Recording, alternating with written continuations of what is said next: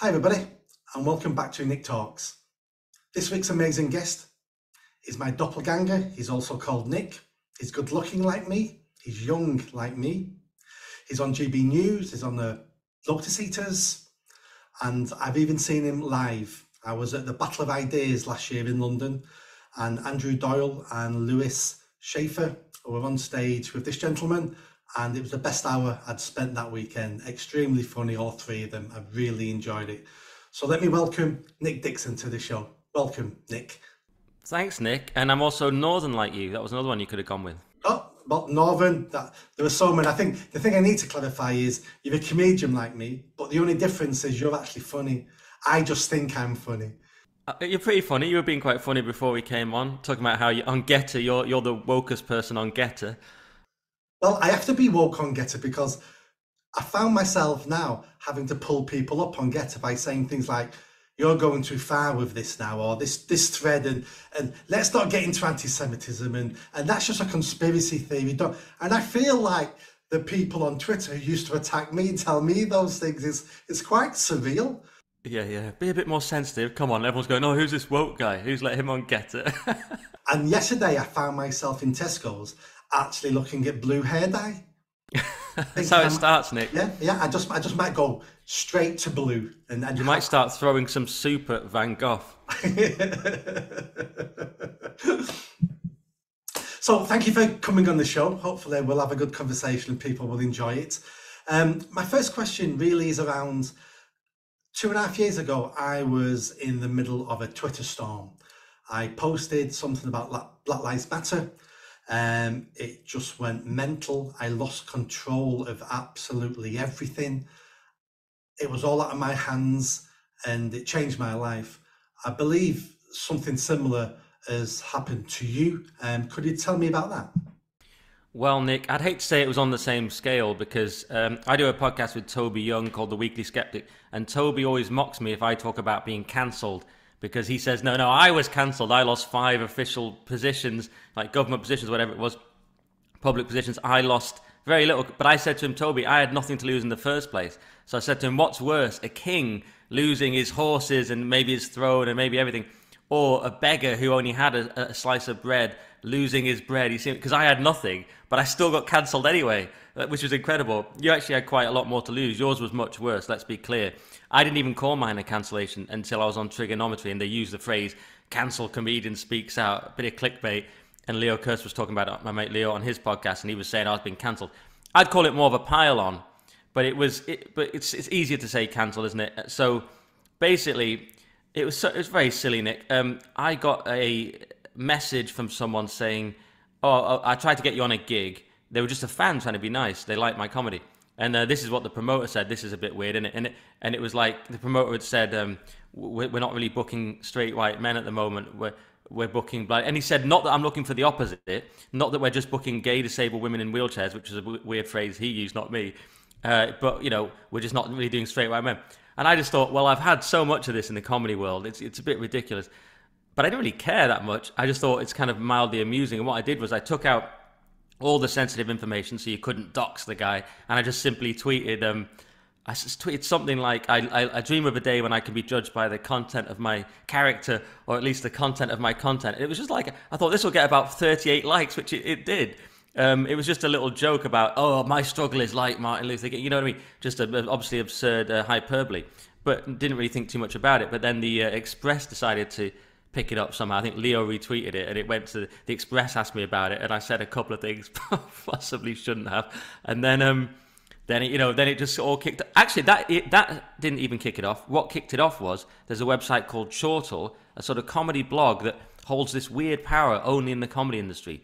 No one in the real world cares about it, but comedians go around going, "Oh, I got 2 stars from Chortle," and it sort of can ruin their life. And this guy Steve Bennett has all this power. Apparently, he actually writes secretly for the Mail on Sunday, I've heard, but he's sort of a big lefty in comedy, and he's a big reviewer, and he can destroy you. So he covered it in Chortle, and that's when I really got attacked, because all the sort of dregs of the comedy world came out to have a pop, and some quite big comedians, and it all kicked off. And then the Telegraph covered it. I was being spoken about on the Jeremy Vine show. Jeff Norcott kindly defended me, and as you know, then Paul Joseph Watson covered it, and he's got like 1 million followers, and it just kind of as you know, this thing, it snowballs out of control, and it's a very strange feeling because you're not in control of it.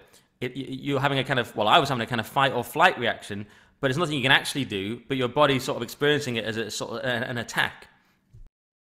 Yeah, no, I know exactly what you went through there. So can I just clarify one point? Yeah. So when that person told you this agent wasn't going to book you because he's got too many straight white men on his books, that wasn't a surprise to you, was it? No, that was completely normal in the comedy world. That's been the case for ages. Yeah, so that was completely normal. That didn't offend you because you knew that was a state of play anyway. And then you just cracked it. So you just cracked a joke about it. That was what started this avalanche. Exactly. And to be very fair, I probably did then, when asked by the Express, I probably did then give my opinion on how that was. And I said, it's a bit silly. I said, in my world, you'd just be booked. Maybe I'm naive, but you'd just be booked as an individual because individual comedians are very different. You could have two gay comedians. You could have Scott Capurro and Andrew Dolan, and it'd be very, very different. And you wouldn't go, oh, it's too many gay people on the bill. So my vision was always, let's have just the best person, the funniest comedian. They're all individuals. But the thing in the comedy world is, no, we need to have quotas and diversity. Diversity. Yeah, and that's, if you believe in that, that's all right. But that's not my belief. I think we should do things by merit. That's what I've always believed. Individual merit. That's not very popular these days. So I might have said some things like that. I honestly can't remember exactly what I said now. I've probably blocked it out. But I said a few things along those lines. And like I said, it was ignored until Chortle found it. And then it was sort of straight white rubbish comedian complains he can't get a gig. I didn't even want to do the gig. It was like in the Midlands, so I had no particular interest in it. I was barely doing as many gigs then anyway. I was moving into this other world of whatever I do now, this quasi-commentary thing. But I know I've done 11 years of stand-up comedy. I've done thousands. I've done about 2,000 gigs everywhere in the country. I don't need another gig. But the rhetoric on Twitter was he can't get gigs, even though I've done every club in the country, weekends at the Comedy Store, been on Comedy Central. He's rubbish. He's bleep, many bleep words we won't say, and he's a bigot. And this was all just being thrown at me. And the worst thing was, massive comedians like Jason Manford and fairly big comedians like Richard Herring were all attacking me. And Manford I'd always been nice to and always got on with and been nice about because people have attacked him. The bizarre thing with someone like him, and I didn't used to mention his name, but I think, well, who cares anymore? He was cancelled himself and he lost a BBC One hosting job. He had a scandal. He actually said he was suicidal in a podcast he said he briefly looked at bridges and a live podcast I went to. So he was incredibly depressed about being cancelled. But then he still piled on me. Threw me under the bus to nearly 400,000 Was he the comedian? I'm asking the question now, so I don't want to be sued by anybody. Was he the comedian that was pleasuring himself online and video and on a webcam or something? Something along those lines, yeah. So, yeah. I mean, what those sort of people do, especially the big names, is I've already made it, Jack, and I'm going to do whatever it takes for me to stay on this perch. So you may be a threat, you may be a new guy up and coming, you could be a threat to me in a couple of years' time. Or I need to virtue signal now so nobody comes for me because I know what happens when a mob comes for you. And I'm quite willing to sacrifice you so I keep my position. And a lot of that is just pure cowardice. It's those two things, Nick. It's a little bit of the threat thing maybe, because he made a point, he said, well, this doesn't make any sense what I'm saying because look at all these people that are still on telly, and he listed people like himself. It's like, yeah, we know you're doing well, Jason. Alan Davis, a load of other people, but they were all white guys that had made it years ago and were still on, which is a thing that happened. I always say it's like Gary Lineker if he was still in the England football team now. What they did in comedy, it's not the biggest complaint in the world, but they kept all the older white guys. Hugh Dennis or whatever is still there, and then they said, right, now it's all diversity. So it was no more. It was very hard as a sort of straight white man to get through. Then some still do. But it was like, right, we're massively reducing those spots. And of course, most people trying to do it in England are probably straight white men just by numbers. And then they said, but we're keeping the older ones. So he was saying, going, yeah, I'm all right. Look at all these people I've listed, nearly all from the 90s, with the exception of like Rob Beckett. So that's the one thing. And the other thing, like you say, he gets the virtue points. He gets the mild dopamine kick of the likes he got on that tweet, and he did get a lot of likes on it. But like you say, but at the cost of completely destroying you, which is to me amazing, because that's you're at your lowest moment when you or potentially in your lowest moment when you're being attacked like that on Twitter. It's a very nasty experience, especially if you've never been through it before. And people just, it kept escalating. So many people were messaging me, "Are you okay?" Which is quite a weird thing, which is nice, but it's kind of weird. and it was escalating. And yeah, oh, it's in another page. People just message you. You're in the Telegraph now, but they don't say if it's good or bad. You're on Jeremy Vine now, and I'm like, oh, and I don't actually it sounds weird. I don't actually want all this attention. I'm not really like that, even despite my job, bizarrely. But I just didn't. It was horrific. The worst one was, I don't know how many said this. I'll give you an exclusive on how bad it was, Nick. I was trying to. I couldn't sleep for like 3 days. I couldn't really eat, and then and this is even in a mini cancellation. So imagine how it was for you. But I couldn't sleep. And just quickly, I've had comedians I know who have been through way worse on a national scale. But I couldn't really sleep or eat. I was trying to get to sleep, and then I'm half asleep, and I get like a knock on the door. Well, hang on. Here's what happened. I was half asleep. And I look at my Instagram because no one had come to that yet, and someone had come across to my Instagram to attack me as well. So then I drift off to sleep. I hear a knock at the door, and my first thought in my mind was, they've come to my house. Because I'm so half asleep and delirious, and they've been coming at me on Twitter. Now it's Instagram, it's in the papers, and it's so overwhelming. My brain was like, they've come to my house. I'm laughing now, but that's pretty dark. No, and I understand why you were thinking that, because social media is only 10, 15 years old. And as creatures, we're hundreds of millions of years old, and we've been created and developed over time to have certain sensitivities. And one of those sensitivities is, if many people dislike you, it means you're doing something wrong, and you need to look at yourself, because you cannot survive in a tribe where everyone's against you. So our first reaction is, I have done something. I must have done something if I've upset 8,000 people on Twitter. I must have. So you start looking internally at what you possibly could have done. And you take each criticism as if it was someone you knew telling you that. But it's really a stranger online. It's a bit like walking down the street and having some drunk on the other side of the room scream obscenities at you, and you just walk on by. You don't spend the rest of the day thinking, he said this and he said that, and could that be true? You would treat him for what he was, which was a nutcase. But because on social media, we have much more of a connection, we do mistakenly treat all those people as people who know us. So therefore, we give it far too much value than we really should. And that's why it affects us internally so much. Yeah, I think you're absolutely right. Although the only thing I'd slightly change is that they're not all strangers, because it was the comedy world, so it was sort of my tribe in a more literal way. But you're right, it's a tribal, atavistic reaction. But on top of that, these are my people because I'm a comedian, and the people I know, a lot of them. Now, some of them were like open micers I don't know, who just want to have a pop.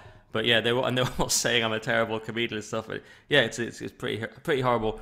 So, and like I say, that was a fraction of. I have a mate that's happened to him on a national scale, with tabloids attacking him. People are following him.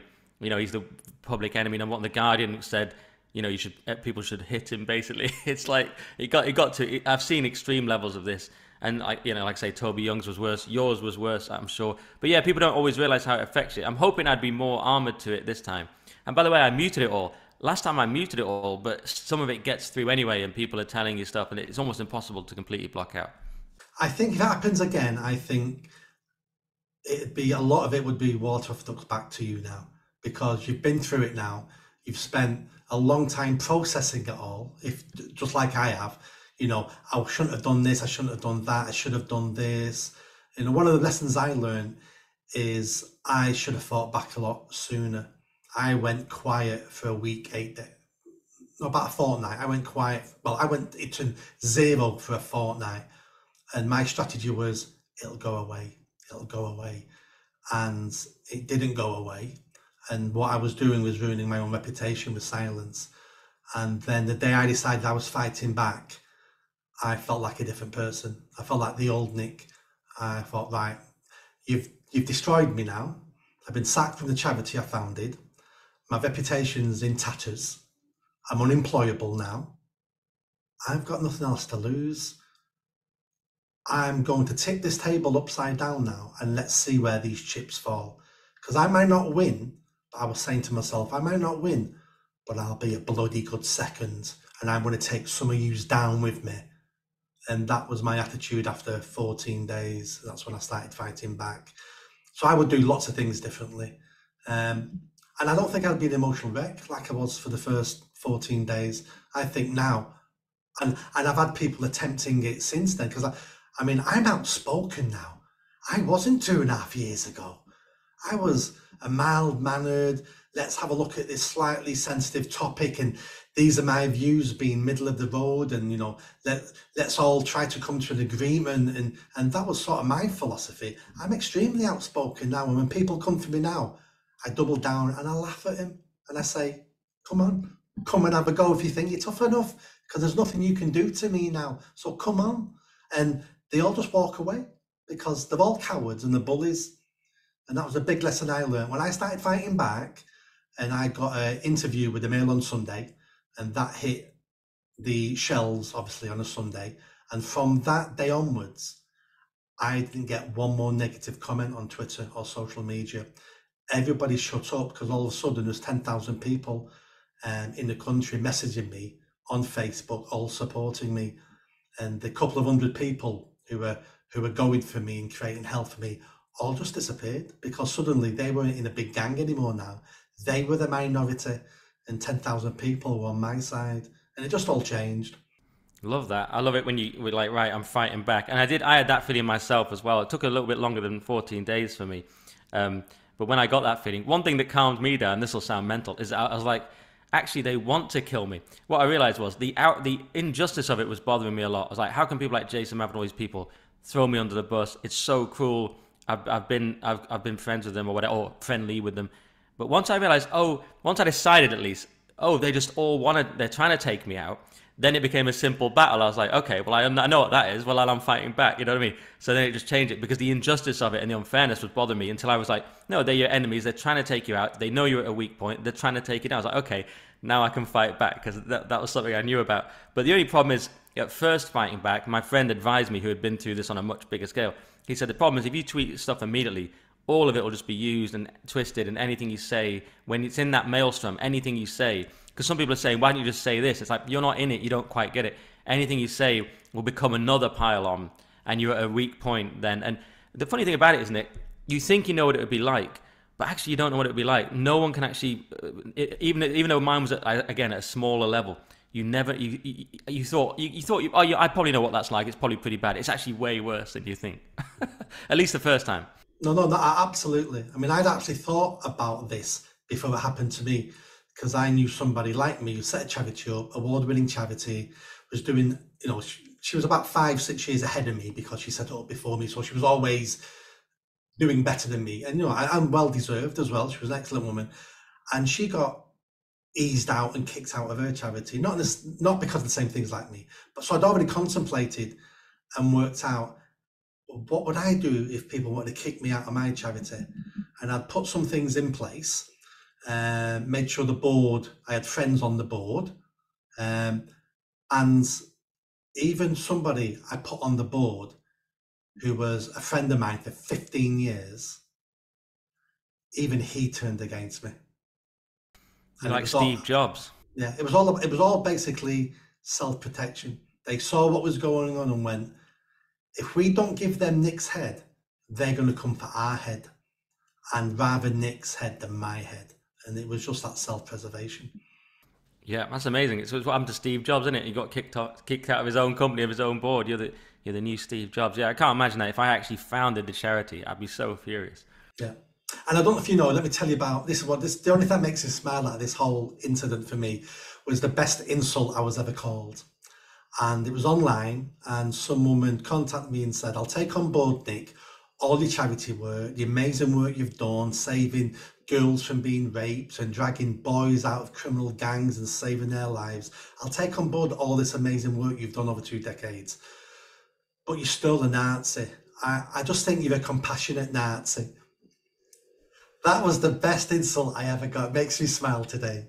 Yeah, that's your new Twitter bio. Well, if you weren't kicked off Twitter, compassionate Nazi. That's hilarious. Well, I actually thought about changing when I came back to that, and then I thought, no, that's what we said a minute ago.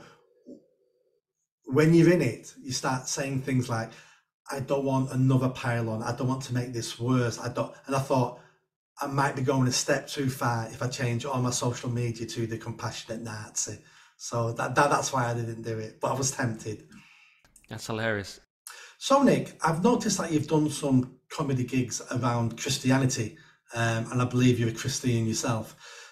That's something most comedians don't do, and in fact, Christianity is probably the only religion where you can actually rip into it with no consequences and no pushback. Yeah, absolutely. There are more Christian comedians than you think, but they don't necessarily talk about it. There's Frank Skinner, who's a Catholic, who's occasionally talked about it.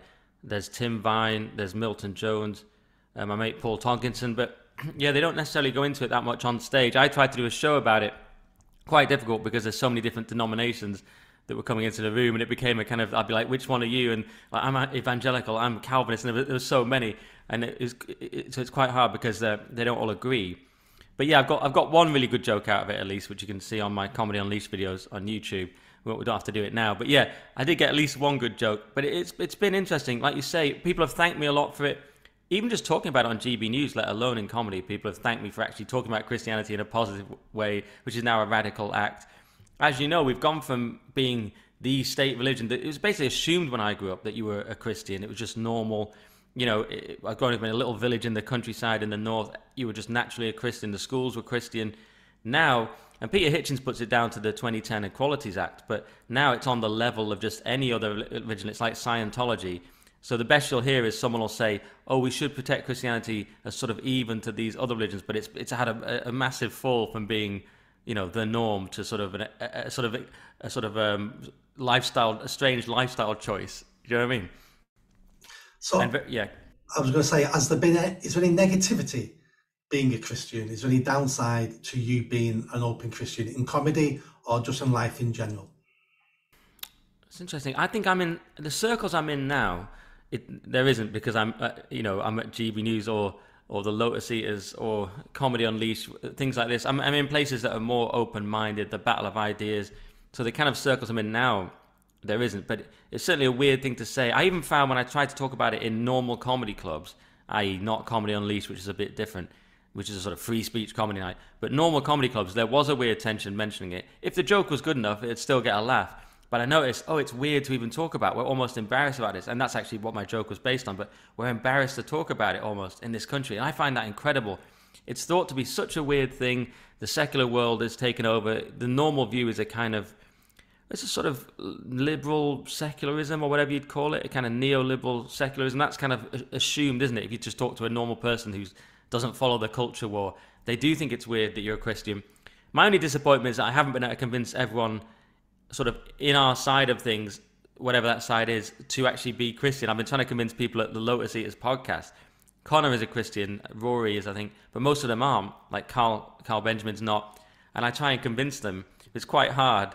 One of my big theories is Jordan Peterson is brilliant because he's brought back Christian ethics, but without the actual belief part. It's his genius and his flaw, because most people now, if Jordan Peterson said, "Hey, everyone just be Christian," people would ignore him because they got a bad association with it. So his genius was, he said, "I'm not actually going to make people be Christian, but I'm going to bring back some of the Christian morality and ethics as a sort of meta-Christianity." And that's why people have bought into it on a massive scale, because they're missing that. But my thing was, I was thinking about that. I was thinking, but wouldn't it be good to have the actual belief part? Then I realized you can actually just decide to believe if you want. It's kind of a hard sell, this, but actually if you decide to believe and you realize it's up to us to uphold God and not the other way around, you can actually do it. And I later found out that's how Peter Hitchens came to it. He came to it logically. Well, in his case, he said, it can't be proved, so which world would I rather live in? A world with a God where things have meaning, or one without? And he decided he'd rather go with God. And I actually think you can make an adult choice, but I'm finding that quite a hard pitch, Nick. And so, yeah, there's people who are actively hostile to Christianity, which is most of the culture. And then there's people who are on our side, if you want to call it that, who are more open to it. They say, "Oh, Christianity's great. It'd be great if people could be Christian, but I'm not." And I'm like, well, why don't you just do it then? Yeah, no, that's some very good points there. So what do you think about the comment I made at the beginning of the question about Christianity is the only religion now where it's acceptable to rip into? You'd have pushback not only would you have pushback, you could probably get your head chopped off if it was Islam. You could, you'd get pushback and be called a racist if you're looking at Hinduism or Buddhism. It's only Christians who can be mocked at the moment with no pushback and no consequences whatsoever. Yeah, absolutely. I wish I could think of some good examples of it, but it's just so ubiquitous. I don't think of any specific examples right now. But on Twitter, it's just every day, isn't it? You can attack Christians, as you say. The same people would never attack Muslims. So yeah, they think they're cool. I remember it started ages ago. Jim Jeffries was doing it, the Australian comedian. He'd have a sort of edgy comedy set where he's saying some quite genuinely edgy things, usually about women or something. But then he would say, then have a section where he'd inevitably attack Christianity, and everyone's just like, woo, as if it's edgy. And I'm thinking, this is just not edgy anymore. This is punching down, to use one of those terms, because it's not, to actually. So I realized that saying your prayers was the new rock and roll. I realized that being a Christian was the most edgy thing you could do. Maybe that's why I've done it. Who knows? But yeah, it's far more edgy now to be a Christian, bizarrely, than it is to attack it, because it's already dying. You've just given me a thought when something just said then. Is it possible that the woke, so let's call them the woke, they won't always call the woke, but the neo-Marxists, the postmodernists, the woke, those sort of people, that they attacked Christianity first, so they removed our religion first, so we're easier to defeat, and now they're going after our nationality and our love of country, because both of them, I mean, it's a sliding scale. So they went for religion first, they succeeded. Nobody now is upset with anything you say about Christianity. Most people don't even class themselves as Christians. Now they're going after patriotism, and now it's quite acceptable now to be anti-British, and we're terrible, we're the slave masters, we've done this, we've done that. Where both those things would have been unheard of 50, 60, 70 years ago. So I think there's a connection there, that they went after God first, and now they're going after the nation state. Yeah, that's interesting. I mean, those beliefs tend to go together, don't they? On the left, or a certain strand of the left. Yes, they don't like Christianity. They don't like patriotism. The patriotism one is very strange, because that seems to be quite peculiar to our country. No one really knows why. Well, maybe some people know why, who've really done the research. But you don't get it in France, for example. That they have a sort of natural nationalism, even on the left. And old Labour was very patriotic, whereas now the left, especially now, it's cool to be. I think maybe it was always the case in academic circles. Now it's infected all of the left. It's cool to be against your own country in this weird knee-jerk way. And you just tweet something like, "Oh, about how lame Britain is," and that's automatically good. I find that so bizarre. It's so obviously not a good thing to attack the country that you're in and that your family are in and all your friends, and just assume it's rubbish, especially when it's not just rubbish. I mean, if it really was just completely rubbish, but it's obviously more complicated. They get away with it, and they do it, I think, for one main reason. So forget the ideology of it. I think they do it because life has been so good in this country for so long. People have forgotten how it used to be, 50, 60 years ago. And so it's easy to criticize when everything is perfect and your tummy's full and you've got a roof above your head and everything works, everything's going okay. And it's easy then to be an art critic and go, this is crap, that's crap, I'd improve this, I wouldn't have done that. But you don't do that when your society is like Mogadishu, and it's all like Mad Max. You then don't have that grace to be able to criticize, because you'll already be dead. And I think a lot of it is we've had it too good for too long.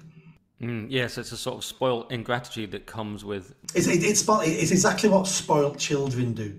I don't love you, mummy. This present's crap. I didn't want a Tesla. I wanted a Lamborghini, and you've got me this. It's that spoiled where they think everything could be better and they could do everything better, but in reality, they're just spoiled children. Just like Extinction Rebellion and Just Stop Oil. They don't come up with solutions. They come up with, you need to do better. Yeah, and they're often the young posh art students. There was one called Phoebe Plumber the other day, just the most posh kids. They're all the Extinction Rebellion, the Just Stop Oil, the ones throwing soup. They're always posh kids. The other people you get, though, more disturbingly, are sort of old people who look a bit sad and confused. You know, those older people with the grey hair who are sat gluing themselves to the road. And that's where I think it's about the collapse of meaning in our culture, which comes, again, from the lack of Christianity, in my opinion. You end up thinking, where's my sense of meaning and purpose? And you think, oh, I'm saving the world via climate, so I can stop a baby getting to hospital because what I'm doing is more important. They actually believe that. It's like, I'm sorry about your baby, but this is more important, or we're all going to die. Yeah, And I'm saving the world. yes, but the difference is Christianity is a very humble religion, whereas that's extraordinarily narcissistic. We wouldn't go around saying we're saving the world, you know what I mean? Did you see that story from a couple of weeks ago? It was a Australian radio station was interviewing a young climate change activist. She must be about 16, 17. And obviously it's a radio, so it's just audio. And this presenter saying to her, well, you want to stop all flights? And this girl's going, yep, no more flying for holidays, no more going to Fiji. You know, we've got 2 years to save the world, blah, blah, blah. So this presenter said to her, when was the last time you was on a flight? And she went, about 2 months ago. Oh, right, that's not very eco-friendly. Where did you go? And she goes, I went to Fiji. The exact place she'd just said a minute ago she don't want anyone going to, and she flew to Fiji with her parents. This presenter didn't get another question in. She couldn't stop laughing. She was just laughing and laughing and laughing. And that's how much of a hypocrite these people are. That's easy to say these things, but don't stop me going on my summer holiday to Fiji. I know, that was so funny, that clip. And I think my uncle did something similar. I think his daughter was off to watch the women's football or something on a flight, and he was criticizing her or something. And then she said, "Well, didn't you just go on a flight?" He said, "Oh yeah, but I was going on holiday or something." There was some sort of bizarre. It's different. It's different for me. It's like my uncle's a great guy, but I'm like, why is it different for you? Yeah. It's different for me because I'm special. All these rules shouldn't apply to me, because I know what I'm doing. I understand climate change. I want to save the world. It shouldn't affect me. All you idiots, all you working class, all you uneducated, all you Brexiteers, it's people like you that we need to control and stop you doing things, not people like me. I'm one of the enlightened ones. That's part of the issue. Yeah, and that, I felt a bit bad for that girl because she's a young girl. Her parents wanted to go on holiday, even though it was absurd what she was saying. But yeah, at the higher end, it's the G7, isn't it? It's the people flying in on the private jets, or it's the Emma Thompson flying somewhere to some climate event in a private jet or whatever. And it's just like, come on, guys, you're making it too easy for us here. Well, now we're talking about news and news articles. Let's get into GB News. So obviously you do some presenting on GB News. I see you on there quite a bit. I love the station. I've been on quite a bit. But since Colin Brazier left, he must have liked me because I was on his show almost every week. I'm on the channel now once a month, so I need to do some plugging there. So when you see producers at the station, tell them Nick Buckley still exists and will still come on the shows. What's it like working with at GB News? Because I think it's a breath of fresh air. Not perfect, but again, if it was perfect, it means they would be doing everything I would want them to do, in which case it would be the Nick News. It wouldn't be GB News. Yeah, exactly. You've got to take it for what it is, which is that we're trying to do something different. We're trying to, well, I see it as pushing the Overton window over a little bit to somewhere a tiny bit more sensible. That's how I see it. It's regulated by Ofcom, which means by its nature, one, it means we have to be balanced, but it also means, in my opinion, that it's going to be a bit to the left because the culture's so far to the left that Ofcom is bound to be. There is no centre, really. As Dominic Cummings has talked about, the centre ground is a fiction. But the idea is Ofcom's trying to regulate it and keep it sort of balanced and in the centre. But our culture's so far to the left, we're not in the centre anyway. So that's my little critique. But it is good to work there. It was a good break for me. You know, I think it really came about because of Andrew Doyle. But for the kids out there, it shows you how if you work hard, you get a break eventually. Because I'd done thousands of comedy gigs for like a decade, and Andrew saw me, smash a gig, and then he said, "Oh, come and do my comedy night, Comedy Unleashed." And I always smash that. And if you're consistent and you always perform, then he says, of course, he gets a break on GB News as a presenter. So he says, "Come on." So then I come on to Free Speech Nation, his show, and then eventually, when we created this show called Headliners, I actually came up with the name. Now we do that. I do it about 3 times a week, and that's at 11 p.m. We just go over the news in a slightly more light-hearted way. So yeah, I'm on it an awful lot. I'm glad that we've got the channel. We get complaints. People are like, why have you done this? Why have you done that? It's not perfect. As I said, Ofcom's a big problem in my opinion. There's not much you can do about it. They gave ITV a £5 million fine. Now that was for something to do with vote rigging, but they're very powerful and they can fine you. I think Mark Stein's being investigated as we speak. So, you know, you have to be careful in that way. So I see it as these are all good things, Nick. They can't, like you say, they can't be perfect. So we've got GB News, we've got the Lotus Eaters, if you like things a little more edgy. I've got my podcast with Toby, The Weekly Skeptic, which is somewhere in between. And we've got all these different, but they're all welcome, you know, in my opinion. They're all trying to do something different. You know, the sort of broad church, whatever you want to call it. They don't all have to be, you know, like you say, 100% what you want. And people message me all the time saying that, or people on Twitter, attack you all the time saying GB's far right, or it's this and it's that. And I'm thinking, or it's an echo chamber, all kinds of accusations. And yeah, I'm thinking, well, in the space of a few days, we had 2 people saying that children should be aborted up to 9 months. And I find that absolutely disgusting and about as horrific as it gets. And it was on the channel I'm on. So I'm going, well, if I'm disgusted by the opinions expressed on the channel I'm on, it must be pretty balanced. And you have all this madness like Paul Sinner, the comedian, and he's on The Chase on that ITV quiz. He's blocked me for some reason, but he's blocked all of us on GB. And he put a tweet out recently calling GB homophobic, far right, this and that, blah, blah, blah. He actually ended up taking it down because so many people said to him, "What are you on about, mate?" And I said, you know, I can think of 5 gay presenters off the top of my head, so we're not doing a very good job of the homophobia, you know. And then I'm thinking of all the lefty people on there. I try and be really objective. The other day I was defending Hillary Clinton on our show.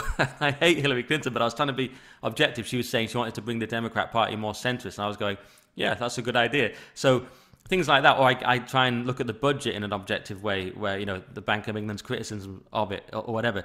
So I try and be objective, but then I still get called a Legatum shill in the tweets. I've never spoken to Legatum. I don't know what that would mean. They're one of the backers, but I've never spoken to them. I just say what I think, and it's like, look at these Legatum shills reading out what they're paid to say. I mean, it's mental. It's, yeah, the people, or the biggest critics of GB News, I would guess, never watch GB News. The GB News to them is this evil entity that they've made up in their own minds, and they think it's very similar to what Goebbels would have created in Nazi Germany, but they don't watch it. And it's a bit like, you know, when you was attacked and I was attacked, they're not attacking GB News, you or me. They're attacking the creation in their mind of what they think we are, and that does not represent reality. GB News, like I say, it's registered by Ofcom, so it has to follow UK rules.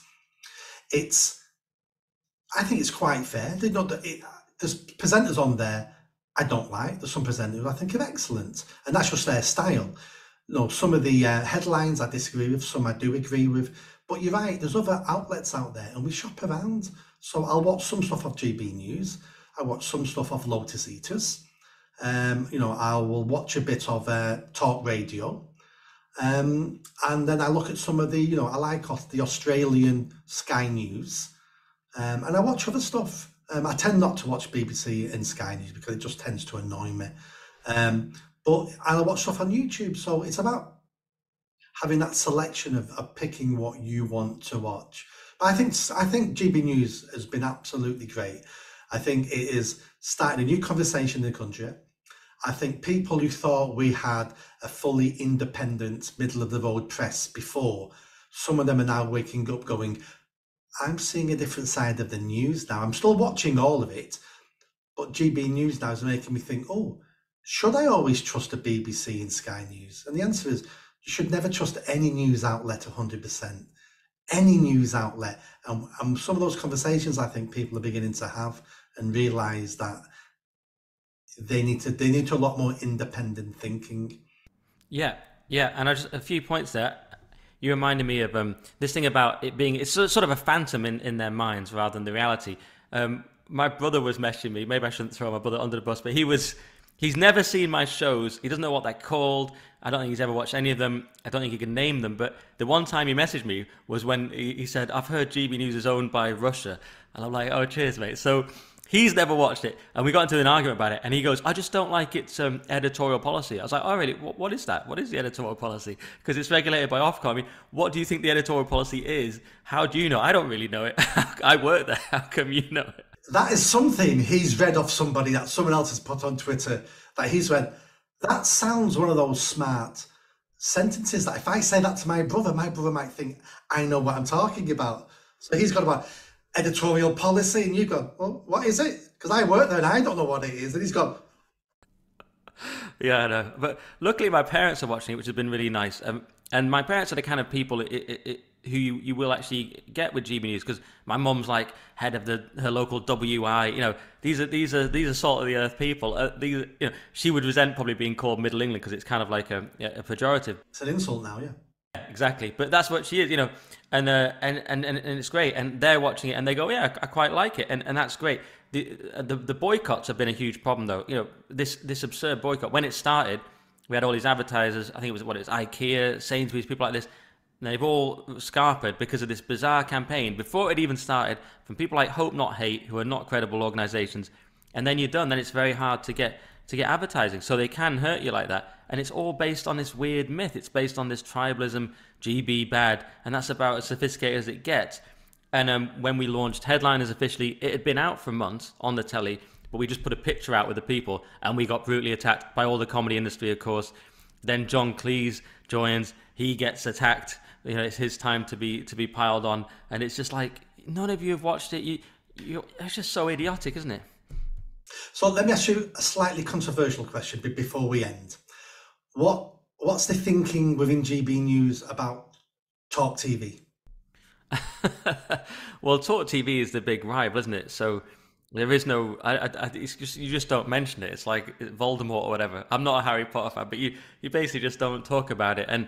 But if you actually look at it, they're not doing that well. Piers, famously, his figures were not great. He may have recovered it a little bit, I don't know. But we were beating him at one point, an 11 p.m. newspaper show with unknown comedians. So he's struggling a bit. And people assume, because Talk's a bit shiny, that it's doing better. But actually, we are doing much better on viewing figures. And our show, Headliners, is doing very well on viewing figures, despite being on at 11 p.m. And it's this, we're punching above our weight.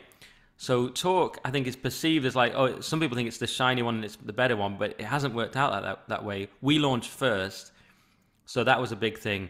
And I think there's maybe not the market for both is the issue, so there is a bit of a rivalry. And I wonder if that big name thing is even going to work anymore, Nick, because you're like, I'm Piers Morgan, everyone should watch me. Then no one does, and then the Lotus Eaters is getting far more views. And you go, that's interesting, even more than GB, to be fair. And when Piers does get views, it's when he brings on people like Andrew Tate, who are famous on the internet. So I wonder if we're sort of moving away from that old thing of like a big name. People actually want to watch good content and maybe don't care anymore about, oh, I'm this big, important celebrity. I think I sort of agree. Talk TV, I think, is a bit too shiny. I would dull down some of that flash, graphic orientated presentation, because when I see that, it reminds me of cheap TV programs, highly produced, but cheaper TV programs. I don't like that. I'm not a fan at all of Piers Morgan. I find him rude, arrogant. He comes across as somebody I would go on his show because it raised my profile. But so before I ever go on his show and then someone you said you didn't like him. Well, I don't really like him, but I'll go on his show. Yeah, I'm blocked by him, sadly. Right, I think they've still got three amazing presenters, which is Julie Hartley-Brewer, Mike Graham, and Ian Collins. I think them three world-class presenters. But anything then after that in the evenings, I tend not to watch Talk TV at all. I would probably turn on GB News. And I know you won't know the answer for this. I don't expect you to answer for this, but I really, really miss Colin Brazier, and I do not understand why they didn't keep him, because he was a world-class news presenter and I miss him. He was a great guy. Yeah, I don't know the reasons because that's all above my pay grade, but I will say most of the stuff in TV is just about viewing figures, and it's very hard to get viewers in the day. We're doing surprisingly well, and I'm sure it annoys some people, but we're doing surprisingly well at 11 p.m. and obviously people like Dan Wootton in 9 p.m. I think people in the day just really struggle to get viewers in TV across the board. So that is a challenge. So maybe it's something to do with that, but I don't know. Yeah. I do appreciate it's a business at the end of the day. And don't matter how good the presenter is, if they're not bringing in viewers, that affects your advertising, which affects the money coming in, and there's no station. So I fully get it's a business, and it should be run on a business model as well. Yeah, but I think we all rate Fraser. He's, like you say, very strong presenter. Yeah, no, it was absolutely excellent. I really enjoyed him. But hey, let's leave it at that before I ask you some more complicated questions and you say something that the directors of GB News don't like, and then you're the first person I get cancelled. Then I have to start. Then I do another podcast saying, "Oh, Buckley got me cancelled." Yeah, exactly. I do go, that bloody compassionate Nazi. Yeah, where was the compassion? It was all Nazi that day. Cheers, Nick, for coming on. It's been great talking to you, and hopefully I'll bump into you in real life again sometime and we can have a pint. Thanks, mate. Am I allowed to plug my Substack or anything? Plug whatever you want. So how can people reach you, see you? And if you send me all these details, I'll put them in the description of the video. Okay, well, I'm at Nick Dixon Comic, Nick Dixon Comic on Twitter. Sorry, Nick, still on Twitter for now. Although I am on Gettr as just my name, at Nick Dixon. So I managed to bagsy my name on that. But my Substack is the big thing I want people to go to, because it's my writing. And actually, I don't talk about my writing that much, but it's probably my best skill. And I'm writing these articles. It's nickdixon.substack.com. And I'm just putting out loads of articles, and you can subscribe free or paid. And it's just, if you're interested in like funny articles about the culture war, then that's what I'm doing. No, fantastic. I'll put all that in the description so people can just go in there, click the link, and take you straight to these platforms. Excellent. All right. Thanks, Nick. And I hope you get back on Twitter. Well, I'm appealing. I doubt it, but hey, it's worth an email and give it a go. So we'll see. I'll catch you soon. Cheers, mate. See you later. Bye-bye.